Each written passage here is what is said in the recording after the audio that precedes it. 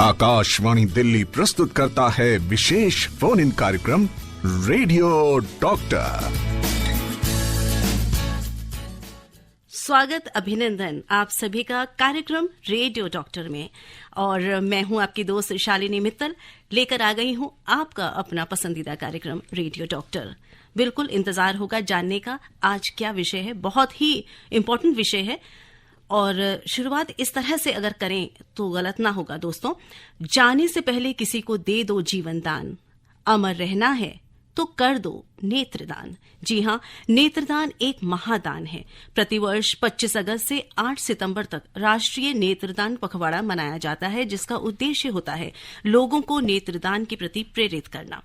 नेत्रदान पर विस्तृत जानकारी और हमारे रेडियो डॉक्टर के श्रोताओं की सभी जिज्ञासाओं, प्रश्नों, शंकाओं के समाधान के लिए आज हमने स्टूडियो में आमंत्रित किया है डॉक्टर जीवन सिंह तितियाल को, जो चीफ हैं doctor Rajendra Prasad centre for ophthalmic sciences, all India institute of medical sciences यानी एम्स, नई दिल्ली में। और आप के बारे में बता दें कि आप नेशनल आई बैंक एम्स के चेयरमैन भी रह चुके हैं। तो सबसे पहले स्वागत करते हैं अपने रेडियो डॉक्टर का। सर, बहुत बहुत स्वागत है आकाशवाणी के स्टूडियो में आपका। नमस्कार, तमाम श्रोताओं को मेरी तरफ से हार्दिक नमस्कार। और साथ ही डॉक्टर साहब, हम अपने सभी उन श्रोताओं का स्वागत करते हैं जो रेडियो डॉक्टर में हमारे साथ जुड़ते हैं और आज भी निश्चित तौर पर जुड़ गए होंगे। तो बता दें कि अगर आप नेत्रदान से संबंधित कोई भी जानकारी चाहते हैं तो आप सीधे हमारे स्टूडियो में मौजूद डॉक्टर साहब से जुड़ सकते हैं, उनसे बात कर सकते हैं। बात करने के लिए आप नोट कर लीजिए हमारे फोन नंबर 23422346, 23421084। आप हमें व्हाट्सएप के माध्यम से भी अपना संदेश भेज सकते हैं। हमारा नंबर है 9868107070। और जो श्रोता हमें फोन के जरिए जुड़ेंगे लेकिन दिल्ली से बाहर से हमारे साथ जुड़ना चाहते हैं, वो कृपया 011 जो कि दिल्ली का कोड है जरूर लगाएं। तो हम बहुत बातचीत करेंगे इस विषय पर और बहुत सारी हमें आज बहुत सारी नई चीजें भी मालूम होंगी, ऐसी हमें उम्मीद है। तो डॉक्टर साहब, सबसे पहले तो ये जानना चाहूंगी मैं कि नेत्रदान क्यों जरूरी है? नेत्रदान या अंगदान जो हम कहते हैं, इसलिए भी जरूरी है कि एक ऐसा रिक्वायरमेंट है कि हमारे देश में या पूरे विश्व में जो है इतने सारे लोग अंधता की बीमारी से पीड़ित हैं, जिसको हम ट्रांसप्लांट से या ग्राफ्टिंग से ठीक कर सकते हैं। तो नेत्रदान से कॉर्निया, जो हमारी आगे की पुतली होती है, उसका प्रत्यारोपण करें तो ऐसे बड़े सारे ऐसे मरीज हैं जिनकी रोशनी वापस आ सकती है, वो अपनी दुनिया को दोबारा से देख सकते हैं और अपनी दिनचर्या चला सकते हैं। तो इसलिए हम चाहते हैं कि लोग आगे आए, नेत्रदान करें, जिससे कि जो हमारी काफी मात्रा में जो लोग वेट कर रहे हैं कॉर्नियल ट्रांसप्लांटेशन या प्रत्यारोपण के लिए, उनकी समस्याओं का सुधार हो जाए। हम जानते हैं कि हर साल हमारे देश में करीब करीब 40 से 50 हजार सर्जरी होती है प्रत्यारोपण की। उसके बावजूद भी जो है हमारे पास लाखों लोग वेट कर रहे होते हैं सर्जरी के लिए। तो बैकलॉग तो बहुत सारा है, साथ में नए मरीज भी जुड़ जाते हैं। इसलिए ये ऐसा समय आ गया जहां हर आदमी को इसके बारे में जानकारी होनी चाहिए और सबको आगे आना चाहिए। जब उनके किसी रिश्तेदार के या अपने की मृत्यु हो जाती है, उसके पश्चात आंखों का दान करना, जैसे आपने शालिनी जी ने शुरू में कहा था, एक महादान है। इस महादान से जो है एक मरीज की आंखों की रोशनी नहीं, उसके परिवार की रोशनी भी वापस आ सकती है, देश के काम आ सकते हैं। तो इसका एक बहुत लंबा चौड़ा इसका एक फायदा है। जी बिल्कुल। और डॉक्टर साहब, ये कार्यक्रम भी हम आज इसीलिए कर रहे हैं जिससे लोगों के मन में जो भ्रांतियां हैं नेत्रदान से संबंधित, क्योंकि ये महादान है और इसको करने में क्यों हिचकिचाते हैं लोग, इस बात को जानना बहुत जरूरी है। और मुझे लगता है हमारे जो श्रोता इस कार्यक्रम से जुड़ रहे हैं, कार्यक्रम में फोन के माध्यम से भी जुड़ेंगे, व्हाट्सएप के माध्यम से भी, वो आप जरूर पूछें डॉक्टर साहब से जो भी आपके मन में शंका है, क्यों नहीं कर रहे हैं या क्यों अभी तक आपने प्रतिज्ञा नहीं ली है नेत्रदान करने की। बहुत सिंपल सा तरीका है, डॉक्टर साहब जरूर बताएंगे। डॉक्टर साहब, एक मैसेज है, व्हाट्सएप मैसेज, वो मैं ले लेती हूँ। ये लिखने वाले हैं रवि जावालिया, मीरपुर हरिद्वार से। इन्होंने हमें लिखा है, नेत्रदान कहाँ करें? बहुत महत्वपूर्ण प्रश्न है, नेत्रदान कहाँ करें और कैसे करें, बताएं। ये मेरे ख्याल से बहुत ही अच्छा एक क्वेश्चन है जो हमारे पूरे जितने भी सुनने वाले हैं या जो अपने उनके परिवार वाले हैं, सबको पता होना चाहिए कि नेत्रदान की प्रक्रिया कैसे होती है। जी। तो उसमें आप देखेंगे हमारी जो संस्था है उसमें आई बैंक होता है, जैसे नेत्र कोष कहते हैं, उसके साथ कलेक्शन सेंटर जुड़े होते हैं, जहाँ पर टिश्यू का कलेक्शन कर सकते हैं। नेत्रदान की प्रक्रिया के लिए जब भी किसी व्यक्ति की मृत्यु हो जाती है, उसके तुरंत बाद हमारे जितने भी काउंसलर्स होते हैं, यदि डेथ की रिपोर्टिंग हो जाए तो काउंसलर उनको अप्रोच करते हैं, उनसे फैमिली से बात करके यदि फैमिली वाले राजी हो जाते हैं तो टेक्नीशियन जो है नेत्र निकाल सकते हैं। लेकिन इस सब चीजों के लिए एक कंसेंट होना बहुत जरूरी है। कंसेंट जो है उस व्यक्ति के जो है क्लोज रिलेटिव, या तो पेरेंट्स हो या उसकी जो है घर वाले हैं, वो दे सकते हैं इसमें। और जब नेत्र निकालते हैं तो पूरी आंख नहीं निकालते हैं आजकल हम लोग, केवल वही भाग निकालते हैं जिसका एक्चुअल यूटिलिटी होता है, जिसे हम कॉर्निया या आगे की पुतली कहते हैं। तो इससे क्या होता है कि आंखों में निकालने के बाद जो फेस होता है या चेहरा होता है उस व्यक्ति का जो है, उसमें खराबी नहीं दिखती है, क्योंकि जब निकालते हैं तो उसके ऊपर एक कॉन्टैक्ट लेंस लगा देते हैं, तो चेहरा आपका वैसे ही दिखता है जैसे साबुत रहा हो। तो इससे भी एक हम देख रहे हैं पिछले 5-10 सालों में लोगों की जो है काफी रुझान आगे आई है। कभी कभी लोगों की कंप्लेंट रहती थी कि जो है खराब लग रहा चेहरा। तो हम जानते हैं कि ये प्रक्रिया बहुत सिंपल है। यदि किसी व्यक्ति ने पहले से ही जिज्ञासा रखी हो या उसने प्रतिज्ञा की हो कि मेरी आंखों का दान कर दिया जाए, तो ऐसे में परिवार को सबसे निकटतम आई बैंक में फोन करना चाहिए। यदि आई बैंक की सुविधा न हो तो कोई भी हॉस्पिटल हो, वहां पर बात कर सकते हैं। जो डॉक्टर इंचार्ज है वो आपको जो है आई बैंक से जोड़ देंगे, वहां से कलेक्शन की टीम आकर के आंखें निकाल सकती है। जी, आपने काफी विस्तार से बताया। मुझे लगता है बहुत सारे श्रोता जो अभी बहुत सारे मैसेज हमें कर चुके हैं, उनमें से कुछ तो इस जवाब को सुनकर सेटिस्फाइड हो गए होंगे। डॉक्टर साहब, ये हमें एक और मैसेज आया है। एडवोकेट वारिस अली खान जी हैं, लखनऊ से, लिखा है कि डॉक्टर साहब, नेत्रदान करने की एज लिमिटेशन कोई होती है? प्लीज बताएं। नेत्र दान करने की कोई लिमिटेशन नहीं है। जहां तक जैसे हम कह रहे हैं प्लेज करना या प्रतिज्ञा करना, कोई भी आदमी कर सकता है। यदि आप 18 साल से कम के हैं तो आपको पेरेंट्स की राजीनामा लेनी पड़ेगी इसमें। यदि 18 साल के ऊपर है तो हर आदमी प्लेज कर सकता है। जहां तक डोनेशन का सवाल है, किसकी आंखें हम निकाल सकते हैं प्रत्यारोपण के लिए, उसमें भी कोई एज लिमिट नहीं है। हम जो है छोटे बच्चे से लेकर के 100 साल के आदमी का भी आंखें जो है ले सकते हैं, उसका यूटिलाइजेशन आराम से हो सकता है। तो कोई एज लिमिट नहीं है। एज लिमिट नहीं है। और बाकी और बातें हम करेंगे। एक हमारे श्रोता जुड़ गए हैं हमारे फोन लाइन पर। Sir, hello. हेलो जी, आप अपना प्रश्न करें, अपना परिचय दे दें। हेलो।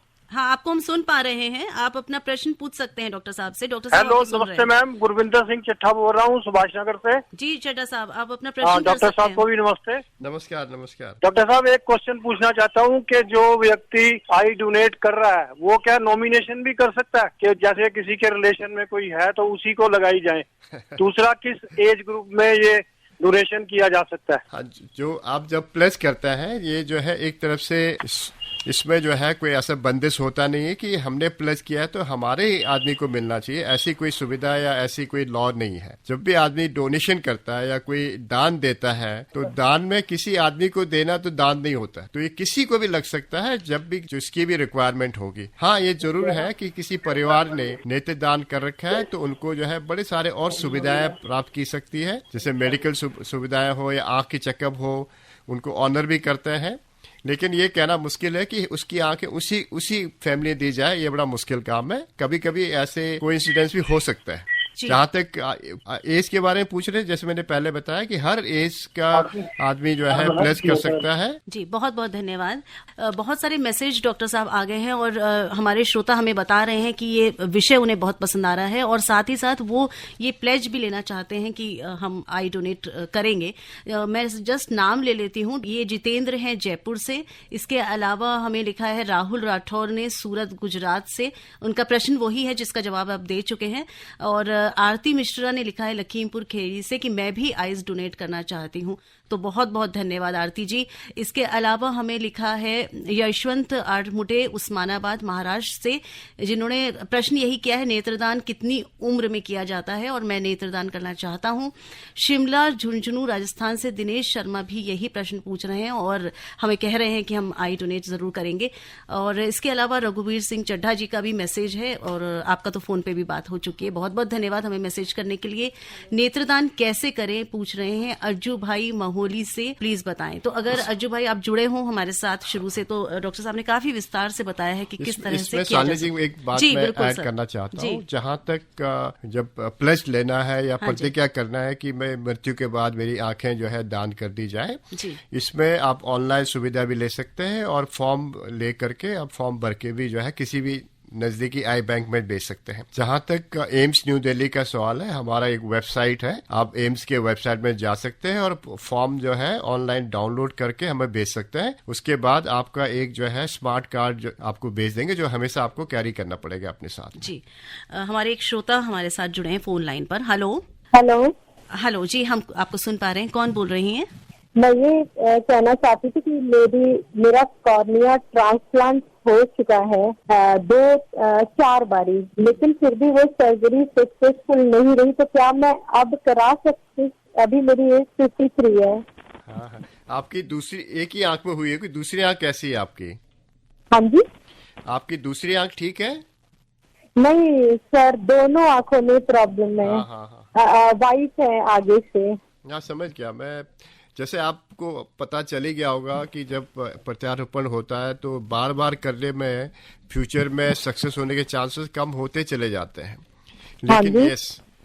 लेकिन एक मौका फिर भी हम ले सकते हैं। यदि आपके पीछे के पर्दे ठीक हों और नस ठीक हो तो एक और चांस इसमें ले सकते हैं प्रत्यारोपण का।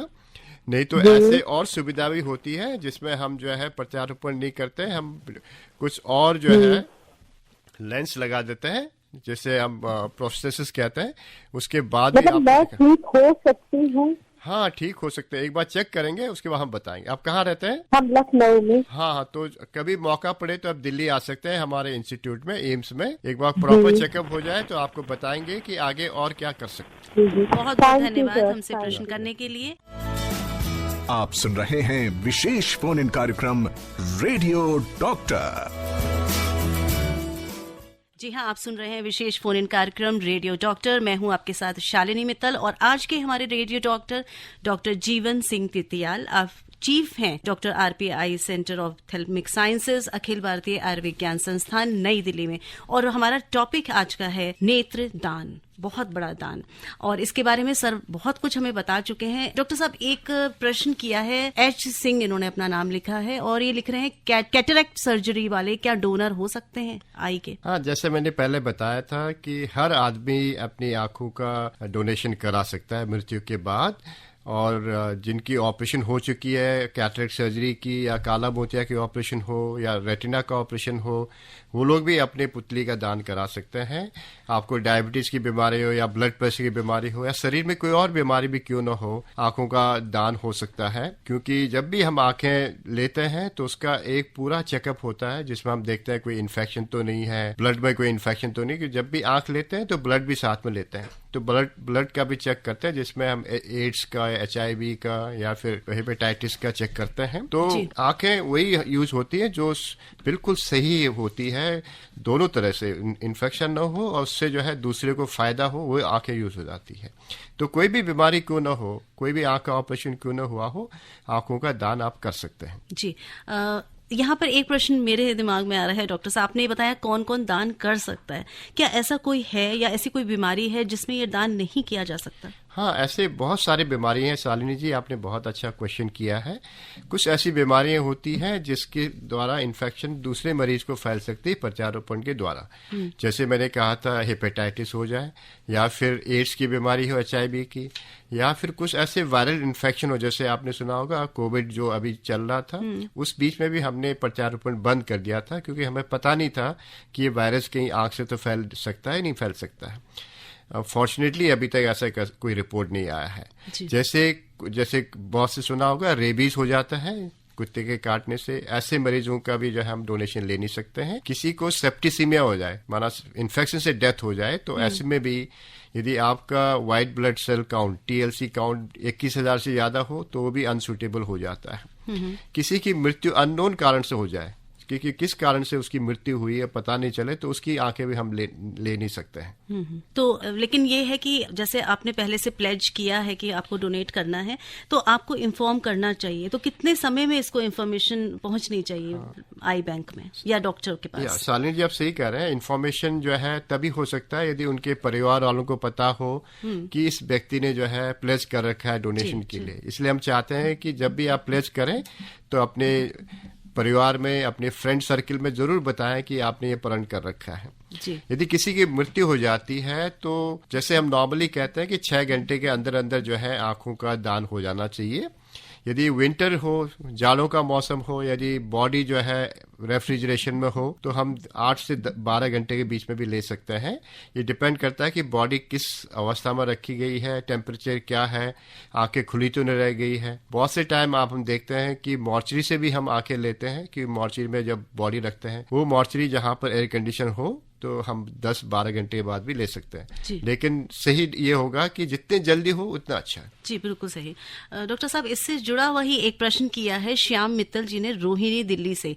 इन्होंने लिखा है, how much time is taken in removal of eyes after the call? As you know there are other rituals to be done after death. Obvious बात है। हाँ, ये जो है सबके मन में ये बात रहती है कि कितना टाइम लेगा, क्योंकि परिवार वालों को जल्दी होती है बाकी रिचुअल करने के लिए। जैसे कॉल आई बैंक में आता है, डिपेंड करता है कि आई बैंक कितनी दूरी में है।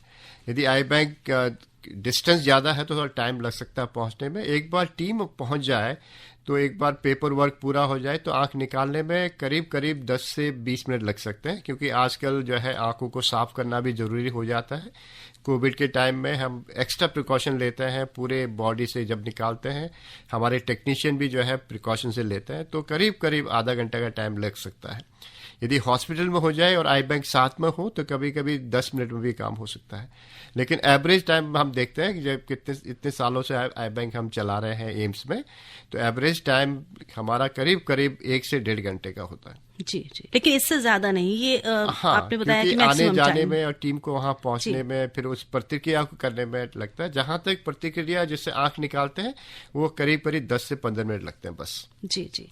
डॉक्टर साहब, हमारे बहुत सारे श्रोता मैसेज के जरिए हमसे जुड़ रहे हैं, पर मैं बताना चाहूंगी कि हमारी फोन लाइंस भी खुली हैं। अगर आप चाहें तो सीधे डॉक्टर साहब से फोन के जरिए जुड़ सकते हैं। हमारे फोन नंबर नोट कर लीजिए, 2342-2346, 2342-1084 और 011 लगाएं अगर आप दिल्ली से बाहर हमसे डायल करके जुड़ना चाहते हैं। डॉक्टर साहब, मैसेज आया है ललित भाटिया का, और बहुत सारे श्रोता हमसे आज जो कार्यक्रम का हमारा उद्देश्य है वो पूरा होता दिख रहा है। डॉक्टर साहब, बहुत सारे लोग अवेयर हो रहे हैं और ये हमें लिख के बता रहे हैं कि आज हम इस कार्यक्रम के जरिए ये प्लेज कर रहे हैं कि हम भी जरूर नेत्रदान करेंगे। जैसे ललित भाटिया जी ने लिखा है कि मैं बिल्कुल तैयार हूं और मैं नेत्रदान करूंगा। रेणुका पाहान जी ने हमें लिखा है वेस्ट बंगाल सिलीगुड़ी से, प्रोग्राम बहुत अच्छा लग रहा है। इसके अलावा हमें लिखा है विमल ने मुंबई से कि डॉक्टर साहब, मैं 87 ईयर्स का हूं। I am 87 years of age and in good health. Some years ago I had signed a form for eye donation during a campaign. How to confirm whether that donation is still valid? Please guide. The donation is always valid if you have pledged.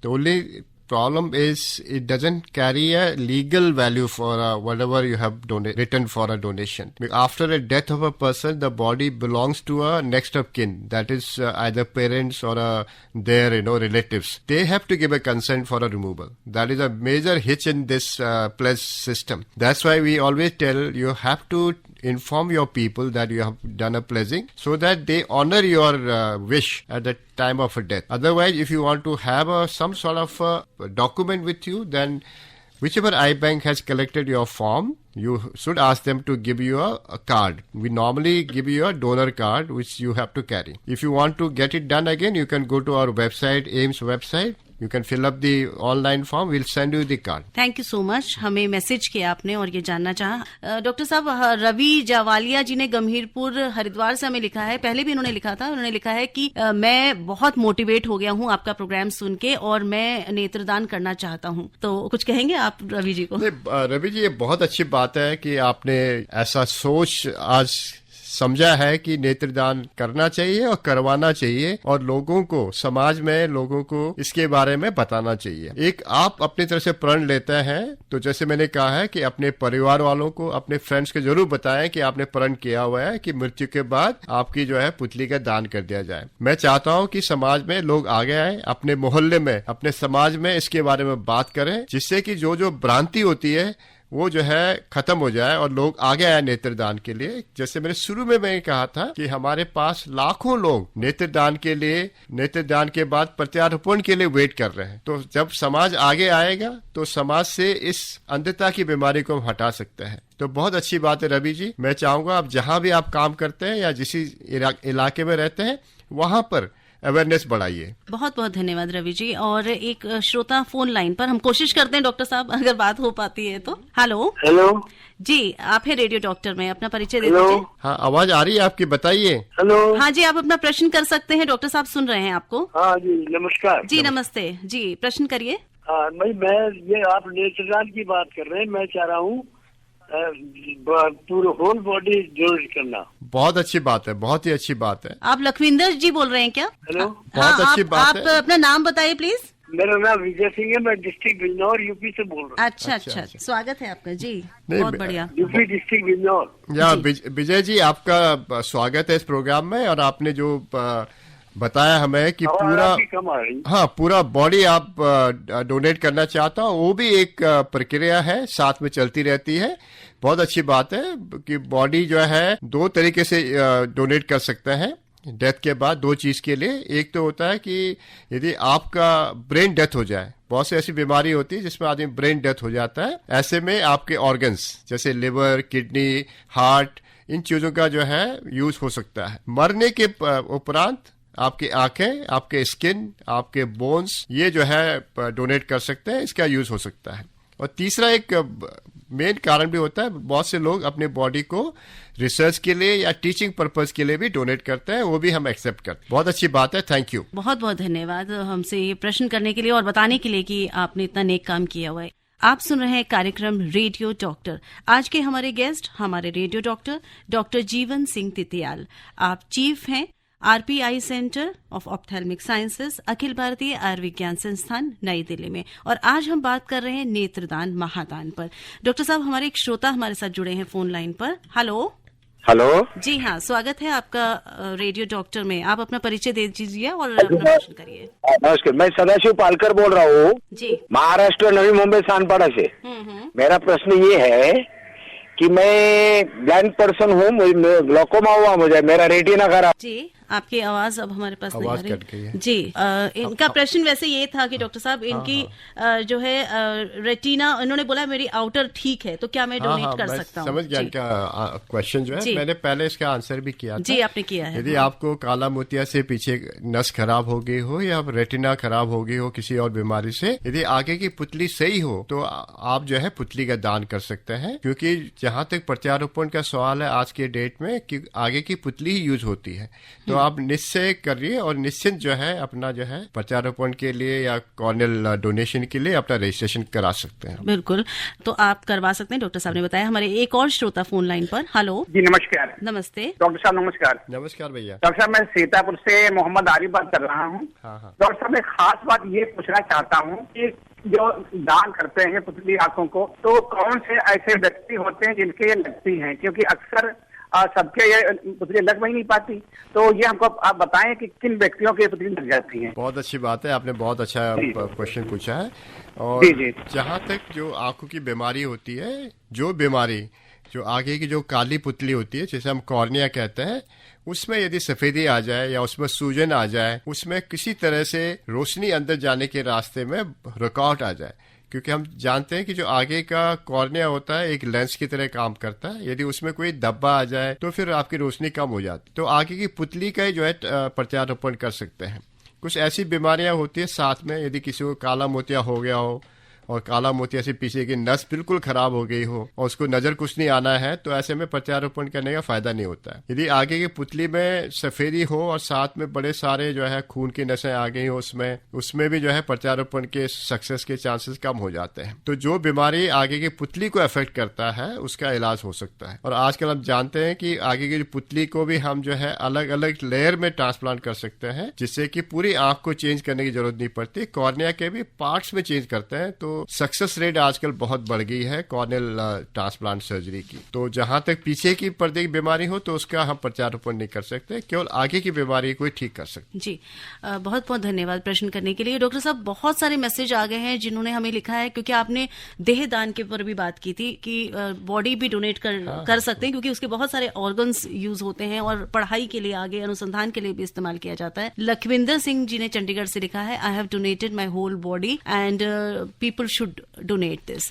And इसके अलावा हमें लिखा है अर्जुन दास भारद्वाज जी ने बहुत अच्छी बात लिखी है। डॉक्टर साहब मैं पढ़ना चाहूंगी, इन्होंने लिखा है, I am 80+ at Dehradun, we have a Dadhichi Deh Dan Samiti and started encouraging people for देह दान. A number of people have come forward for this. I have also donated for eyes, organs and dead body after my death. My family has appreciated it. I am hale and hearty and not taking any medicine. ये बहुत अच्छी बात है। दधीची दान देह समिति जो है पिछले कई सालों से बॉडी डोनेशन में काम करते हैं, साथ में बाकी अंग के डोनेशन में काम करते आ रहे हैं और उन्होंने भी हमारे एम्स के साथ बहुत काम किया हुआ है। आज तक जहां तक मेरा ज्ञान है सबसे ज्यादा बॉडी डोनेशन उनके द्वारा एम्स को ही हुआ है। तो बहुत सराहनीय कार्य कर रहे हैं। तो बहुत बहुत धन्यवाद हमें लिखकर बताने के लिए और बहुत हमारे अनगिनत श्रोताओं को प्रेरित करने के लिए। अर्जुन दास जी बहुत बहुत धन्यवाद।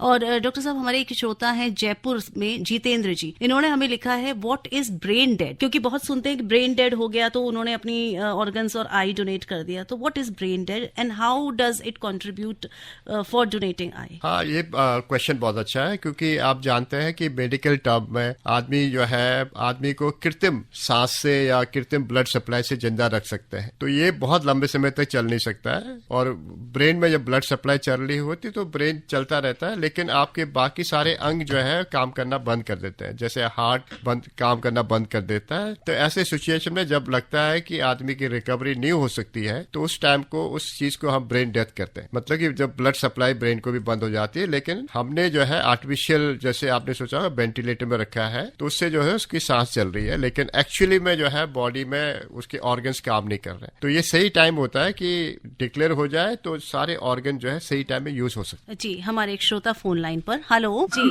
आप रेडियो डॉक्टर में हैं, अपना प्रश्न कर सकते हैं अपना परिचय देने के बाद। जी, सबसे पहले नाम जतिन है मैम। जी, आप अपना नाम बताएं प्लीज। मेरा नाम जतिन है। जतिन जी, जी आप अपना प्रश्न करें।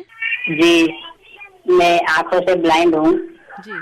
और जी मैम, जैसे कि हमारी मम्मी नेत्रदान करना चाहती है तो कर सकती हैं? हाँ, बिल्कुल कर सकते हैं नेत्रदान। डॉक्टर साहब ने बताया, पूरे कार्यक्रम में डॉक्टर साहब बता रहे हैं कि सभी लोग नेत्रदान कर सकते हैं और जो नहीं कर सकते उसके बारे में भी हमने विस्तार से बात करी है। तो बहुत बहुत धन्यवाद, आप रेडियो डॉक्टर से जुड़े। डॉक्टर साहब हमें लिखा है, हमारे बहुत सारे श्रोता हमें लिख रहे हैं। एक श्याम मित्तल जी ने दोबारा लिखा है कि बहुत बहुत धन्यवाद, आपने सही कहा कि बॉडी जो है डेथ के बाद नेक्स्ट ऑफ किन के लिए रिस्पॉन्सिबल होते हैं कि वो ये अवेयरनेस होनी चाहिए। तो ये बहुत जरूरी है कि अगर आप नेत्रदान का प्लेज लेते हैं तो अपने नियर एंड डियर्स को जरूर बताएं। हाँ, ये बहुत ही जरूरी है। मेरे ख्याल से आज के समाज के हिसाब से इसका एक तरह से जागरूकता होना बहुत जरूरी है। जहाँ तक हम जानते हैं बड़े सारे स्टेट्स में, यूएस में ऐसे लॉ बने हुए हैं, यदि किसी ने एक बार प्लेस कर दिया तो कंपलसरी जो है ऑर्गन जो है उसकी जो है डोनेट हो जाती है। हमारे देश में ऐसा नियम या ऐसा लॉ बना नहीं है। जैसे कई जगह पर हमारे कोशिश के कारण बहुत सी जगह पर हम चाहते हैं कि जैसे आपका ड्राइविंग लाइसेंस हो, उसी में एक लाइन लिख के आ जाए, I have donated my eyes या I have donated my organs. तो ये भी एक जानकारी के लिए, जब किसी का डेथ हो जाता है तो जानकारी के लिए एक बड़ा आवश्यक डॉक्यूमेंट हो सकता है। तो मैं चाहता हूँ कि समाज के लोग आगे आए और एक बीड़ा उठाएं कि हम इसको जो है अंधता को दूर भगाएं ट्रांसप्लांट के द्वारा। डोनेशन ही एक रास्ता है जिससे ट्रांसप्लांट हो सकता है। जी, हमारे एक और श्रोता। हेलो जी, हाँ, आप रेडियो डॉक्टर में हैं जी, अपना परिचय दीजिए। जी, this is Clifton Almeida from Goa. Yes, स्वागत है। Family, good afternoon to you. Yeah, good afternoon. Okay doctor, 3 सवाल था। एक था, कौन सा ऑर्गन है जो ट्रांसप्लांट कर सकते हैं? दूसरा क्वेश्चन था कौन सा ऑर्गन जल्द से जल्द ट्रांसप्लांट करना है और कौन सा ऑर्गन है जो सेव कर सकते हैं बैंक में। और तीसरा सवाल था जो ऑर्गन्स अफेक्टेड है बाय कोविड और हार्ट प्रॉब्लम्स और एड्स, तो वो रिप्लेसमेंट के लिए आप पहला बताया था, लेकिन what is the protocol to be followed for this? अच्छा, you have multiple He questions. has multiple questions. As far as, let's go one by one. As far as which organs can be transplanted, in fact, if the organ is viable, if they are healthy, so most of the organs can be transplanted to other person. As we know that if you look into heart, kidney, liver, these organs has to be transplanted. They have to be actually working and viable. While the other tissue like cornea, which doesn't require a blood supply, so this cornea can be stored for a longer time also, and these can be transported and used in a proper time in a proper place. For organs to be saved in the banks, it takes a lot of efforts and very difficult to maintain their viability assets. That's why you have heard that once we take out the lung or now heart, kidney, they have to be transported, cannot be transported in a simple manner. They have to be given a window period of less than few hours, so that they can survive the duration of a transport also. As far as the people suffering from COVID, or if they have got damage because of COVID, which can happen mainly to lungs, and there had been a few instances where lung transplantations had been done in a COVID patient where total fibrosis has occurred in either both the lungs or one of the lungs. And it's mainly in the US, and there has been one report from India also. They've done one of the lungs has been transplanted. So it's a very tedious process and might require in the future also. We know that many people will be suffering from lung fibrosis because of COVID, and that will be a health issues for a many person. जी, उम्मीद है कि आपके सभी प्रश्नों के उत्तर मिल गए होंगे। हमारे एक और श्रोता लाइन पर। हेलो हेलो जी जी, अपना प्रश्न करें और अपना परिचय दें। जी नमस्कार मैडम। नमस्ते। मैं जय भगवान बोल रहे हैं, हरियाणा जिला करनाल से। जी, अपना प्रश्न कर सकते हैं, डॉक्टर साहब सुन रहे हैं आपको। मैं आंखों के बारे में पूछना चाहता हूँ। मेरी आंख कितनी बदली थी, वो रेणुका अस्पताल में, तो मेरे को नजर नहीं आ रहा है। जैसे आप कह रहे हैं कि आपके नस में दबाव हो गया है, इसलिए आपको इस आंख से कम दिखाई दे रहा है। और इसका जो है, एक बार नस का डैमेज हो जाए तो उसकी रिकवरी होनी मुश्किल हो जाती है। तो जितनी नजर आपकी अभी है उसी से आपको काम चलाना पड़ेगा। और दूसरा तरीका ये हो सकता है कि हमारे पास बड़े सारे ऐसे ग्लासेस, लेंसेज, डिवाइसेस होते हैं जिससे आपकी जो है काम करने की क्षमता बढ़ा सकते हैं। तो उसे हम लो विजन एड्स कहते हैं। तो उसके लिए आप चाहो तो एम्स के हॉस्पिटल में आ सकते हैं, तो आपका हम ये चेकअप करा देंगे। कोई सूटेबल चीज है तो आपको बता सकते हैं। डॉक्टर साहब एक मिनट सुनो मेरी बात। जैसे करानी के अस्पताल में मेरी पिछली पर लगाई थी ना, मेरे को 6 महीने बहुत बिल्कुल सही नजर आया था, बहुत बढ़िया नजर आ गई थी। तो फिर उन्होंने बोला था भाई दोबारा फिर आपकी ये आंख के अंदर बात हो गई थी, दोबारा फिर आपकी आंख मतलब दोबारा फिर ऑपरेशन होगा, दोबारा फिर मेरे को ले जा नहीं सके। 6 महीने मेरे को पूरा ट्रांसप्लांट यानी आंख के पुतले लगाने के बाद मेरे को खुद दिखा था। तो आप एक बार दोबारा चेकअप करा लीजिए कि दोबारा इसमें ऑपरेशन हो सकता है कि नहीं हो सकता है। यदि हो सकता है तो जरूर कराएंगे। जी डॉक्टर साहब, हमारे एक श्रोता जिन्होंने पहले भी लिखा है, रवि जी, इन्होंने लिखा है क्या ब्लाइंड पर्सन भी नेत्रदान कर सकते हैं? हाँ, जरूर ब्लाइंड पर्सन भी डोनेट कर सकते हैं। जैसे हम पहले भी बात कर रहे हैं कि आगे की पुतली जो होती है, कॉर्निया जिसे कहते हैं, उसी को यूज करते हैं, उसी को हम निकालते हैं नॉर्मली। तो यदि उसके आगे की पुतली सही हो और ब्लाइंड किसी और कारण से हुआ हो, जैसे रेटिना खराब हो गया हो या नस खराब हो गया हो या ब्रेन में कोई इंजरी हो, तो ऐसे लोगों का भी हम पुतली लेते हैं। तो ये लोग भी दान कर सकते हैं, प्लेस कर सकते हैं। तो ये समाज के लिए तो ये जरूरी नहीं है कि जो ब्लाइंड है वो डोनेट नहीं कर सकता, वो भी डोनेट कर सकते हैं यदि पुतली सही है तो। जी, ये बहुत इंपॉर्टेंट क्वेश्चन था। बहुत बहुत धन्यवाद रवि जी की आपने ये प्रश्न किया। डॉक्टर साहब, बहुत समय कम है, मैं ये जानना चाहूंगी कि अभी जैसे कोरोना से हम जूझ रहे हैं कुछ बीते समय में, तो क्या कोरोना से कुछ इफेक्ट हुआ है नेत्रदान पर, कुछ बताना चाहें? हाँ, कोरोना जब हुआ था, आपने देखा होगा जब फर्स्ट वेव, सेकेंड वेव और थर्ड वेव में जो है, जैसे जैसे कोरोना बढ़ता गया वैसे वैसे डोनेशन कम होते चले गए और हम ट्रांसप्लांट भी नहीं कर पा रहे थे कि कोई गाइडलाइंस थी नहीं। जो पहला कोरोना वेव आया था 2020 में, तो उसमें तो ऑलमोस्ट जीरो हो गया था कुछ महीनों के लिए। अब जो है पिछले 6 महीने 1 साल से दोबारा से जो है इसमें काफ़ी प्रगति हुई है। लोग डोनेट करने लगे हैं। ट्रांसप्लांटेशन भी ऑलमोस्ट जो है प्री कोविड टाइम तक पहुंच गया है। कोविड ने जरूर नुकसान किया है। बहुत सारे लोग हो सकते हैं कि उनकी अंधता बिल्कुल परमानेंट हो गई हो, क्योंकि वेट करने में भी कभी कभी जो है पीछे नस खराब हो जाती है। इसलिए हम चाहते हैं कि लोग आगे आए, जो लोग वेट कर रहे हैं उनका सही टाइम में इलाज हो जाए।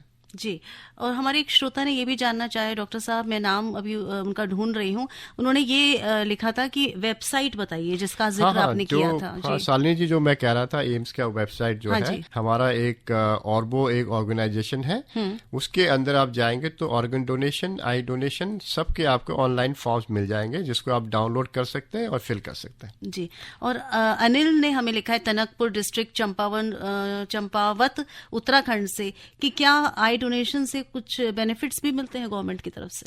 हाँ, हम देखो चंपावत तो मेरा अपना ही इलाका है।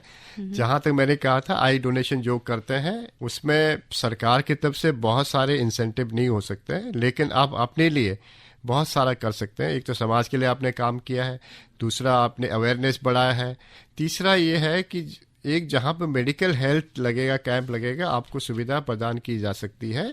अभी तक कोई ऑफिशियल ऐसे कोई गाइडलाइन बने नहीं है सरकार के तरफ से, लेकिन हम चाहते हैं कि ऐसा हो जाए तो फ्यूचर में हम काम करेंगे।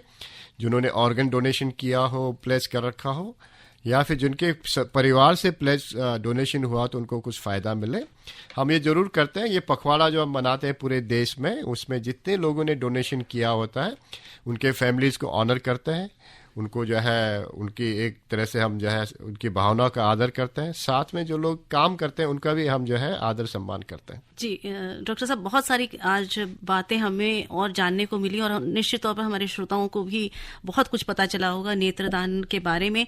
चलते चलते क्या मैसेज रहेगा? वैसे तो आपने बहुत सारी बातें बताई हैं, पर कार्यक्रम समाप्त करें उससे पहले हम चाहते हैं कि आप श्रोताओं को एक और बार एक बताएं कि क्यों और कैसे बहुत जरूरी है नेत्रदान। मैं तो ये कहूँगा कि नेत्रदान जैसे हम कह रहे हैं महादान है, लेकिन इसको एक हम कैसे एक मूवमेंट बनाए। तो जैसे आपने देखा बड़े सारे फुटबॉल मैचेस में देखा होगा, एक मैक्सिको वेव कहते हैं, पूरे एक आदमी जब ताली बजाता है तो पूरे स्टेडियम में ताली बजना शुरू हो जाता है।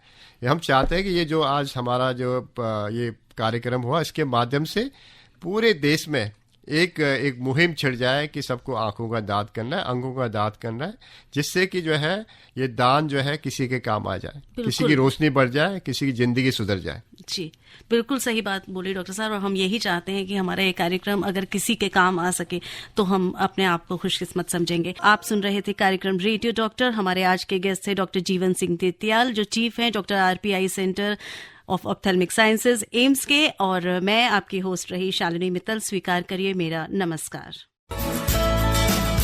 अभी आप आकाशवाणी दिल्ली से विशेष फोन इन कार्यक्रम रेडियो डॉक्टर सुन रहे थे। कार्यक्रम की प्रस्तुतकर्ता थी शालिनी मित्तल।